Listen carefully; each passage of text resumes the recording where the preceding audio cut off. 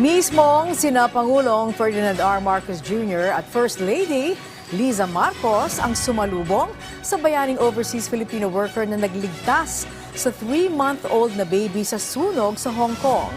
Binigyan pugay ng Pangulo ang ipinakitang tapang ng ating kababayan. Sa kabilaan niya ng panganib, mas pinili ni Rodora Alcaraz na iligtas ang sanggol na kanyang inaalagaan. Patunay ng likas na pagkakaroon ng malasakit ng mga Pilipino.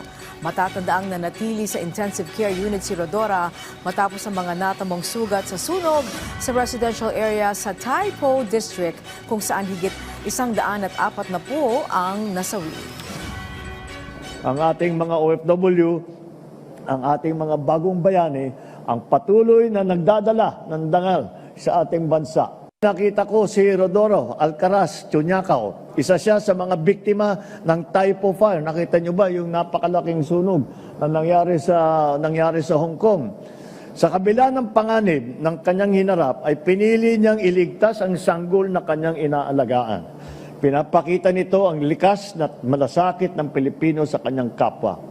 Katulad ni Rodora, ang bawat OFW natin ay nagsisikap na mabigyan ng mas magandang kinabukasan ng kanilang pamilya sa kabila ng pangungulila at panganib.